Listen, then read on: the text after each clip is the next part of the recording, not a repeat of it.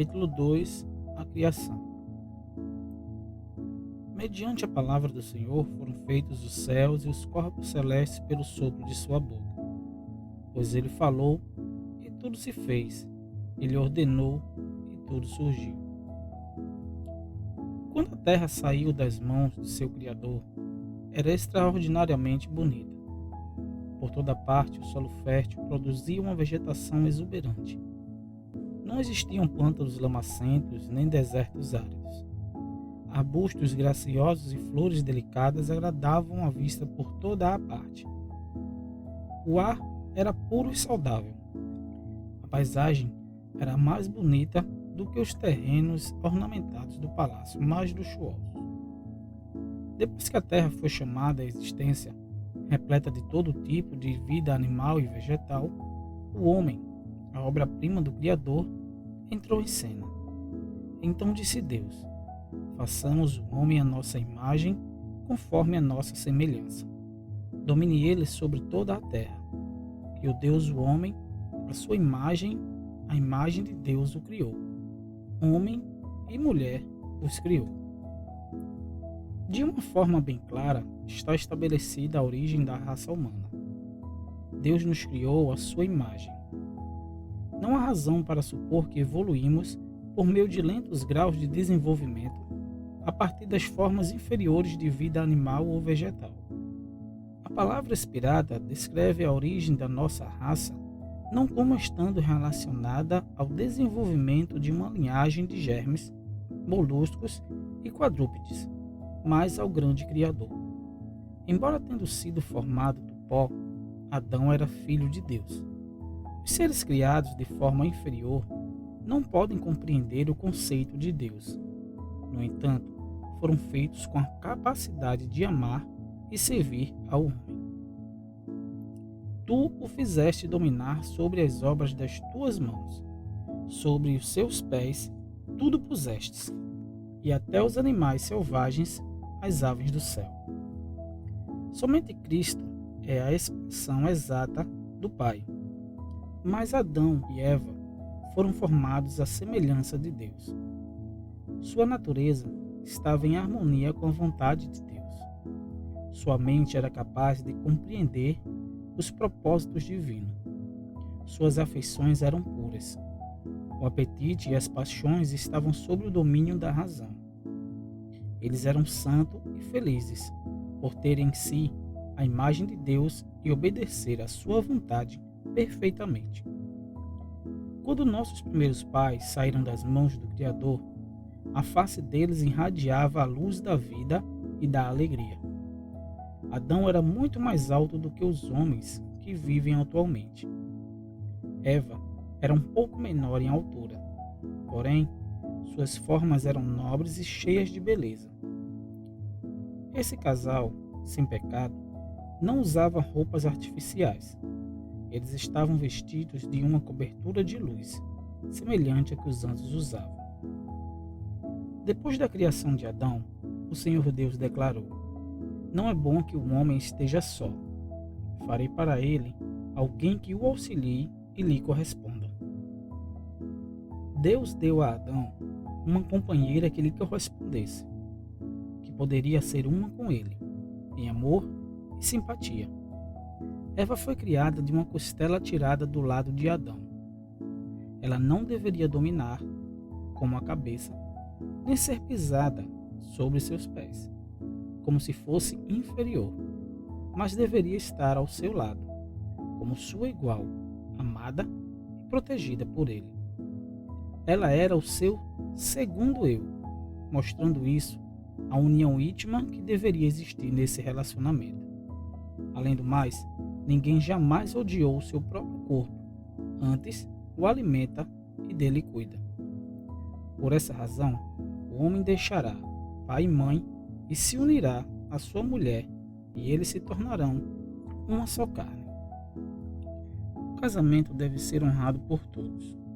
É uma das duas instituições que, depois da queda, Adão trouxe consigo para além dos portais do paraíso. Quando os princípios divinos são reconhecidos e obedecidos, o casamento se torna uma bênção, preserva a pureza e a felicidade do gênero humano e eleva a natureza física, intelectual e moral. Ora, o Senhor Deus tinha plantado um jardim no Éden para os lados do leste e ali colocou o homem que formara. Nesse jardim havia árvores de todas as espécies, muitas delas carregadas de frutos deliciosos. Lindas videiras cresciam eretas, com seus ramos pendendo sobre o peso de frutos saborosos. O trabalho de Adão e Eva era moldar os ramos da videira, formando os caramachões, para fazerem assim, com árvore viva, um lar para eles morarem sobre as árvores cobertas de folhas e frutos. No meio do jardim estava a árvore da vida, superando em beleza a todas as outras árvores. Seu fruto tinha a propriedade de manter a vida para sempre. Assim, foram concluídos os céus e a terra, e tudo o que neles há. E Deus viu tudo o que havia feito, e tudo havia ficado muito bom. Nenhuma mancha de pecado ou sombra da morte desfigurava a beleza da criação. As estrelas matutinas juntas cantavam e todos os anjos se regozijavam. Em 6 dias, a grande obra da criação foi finalizada.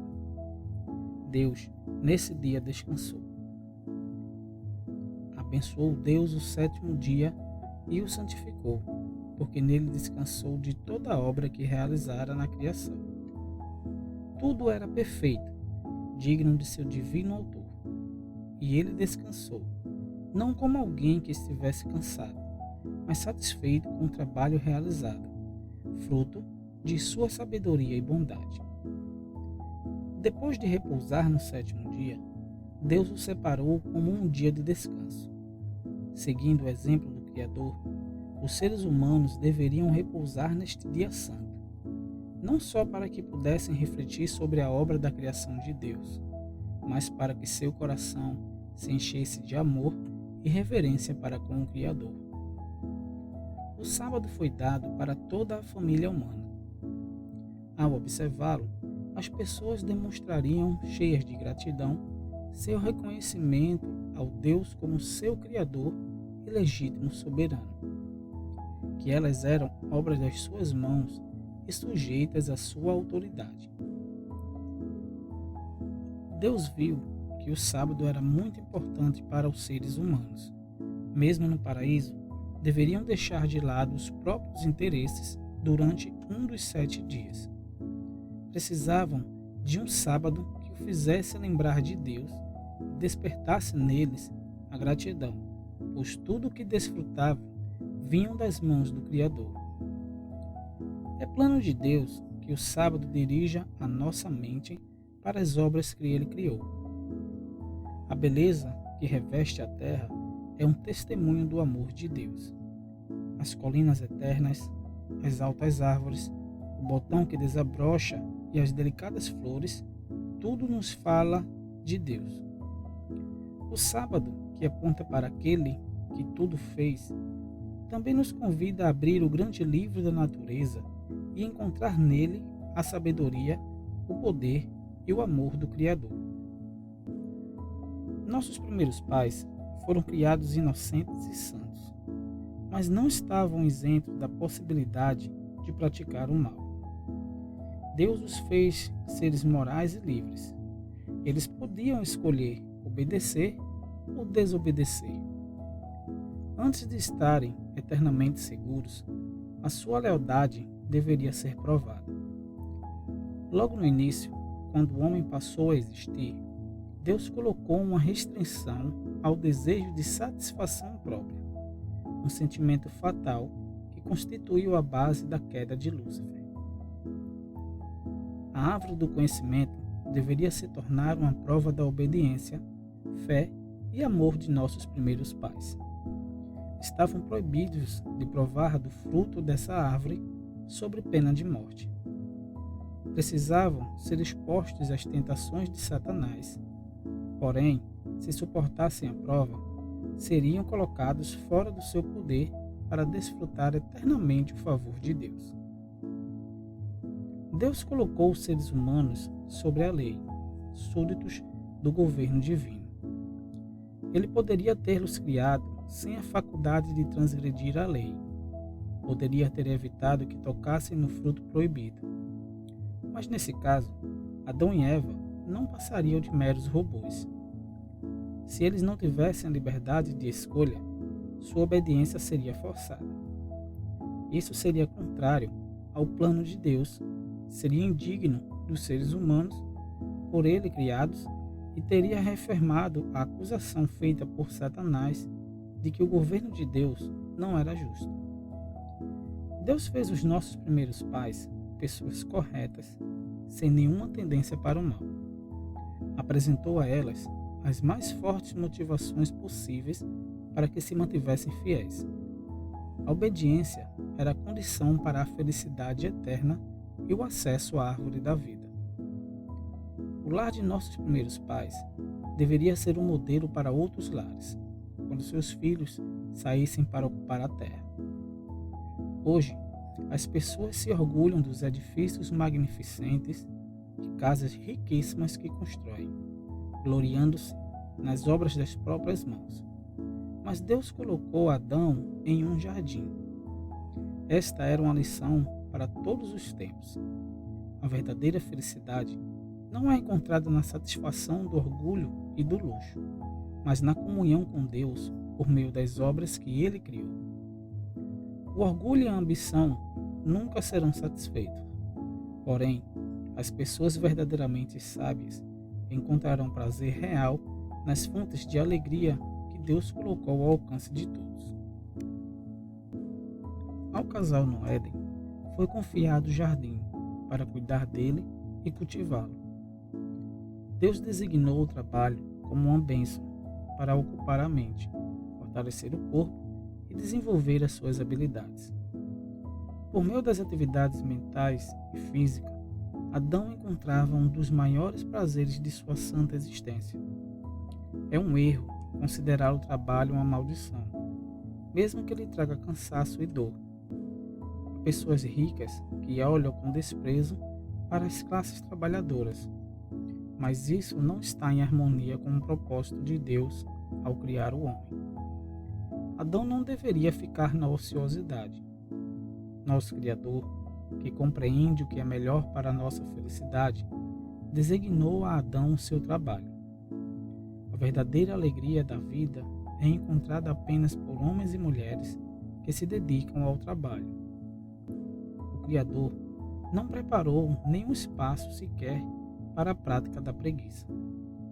Adão e Eva, como um santo par, eram não apenas filhos sob o paternal cuidado de Deus, mas estudantes que recebiam instruções diretamente do Criador, que é plenamente sábio. Eles eram visitados pelos anjos e tinham o privilégio de conversar face a face com aquele que os havia criado. Estavam cheios do vigor fornecido pela árvore da vida. Sua capacidade intelectual era somente um pouco menor do que as dos anjos. A lei da natureza estava aberta à sua mente pelo infinito Criador e mantenedor de todas as coisas. Cada criatura vivente, desde a poderosa baleia que vive nas águas do oceano, até o minúsculo inseto que flutua em raios de sol, eram todos familiares para Adão. Ele deu a cada um o seu nome e conhecia a natureza e os hábitos de todos. Em cada folha da floresta, em cada estrela, na terra, no ar e no céu, em tudo estava escrito o nome de Deus. A ordem e a harmonia da criação falava da infinita sabedoria e poder. Enquanto Adão e Eva permanecessem fiéis à lei divina, eles estariam constantemente adquirindo novos tesouros do conhecimento, descobrindo novas fontes de felicidade e obtendo compreensões cada vez mais claras do imutável e infalível amor de Deus.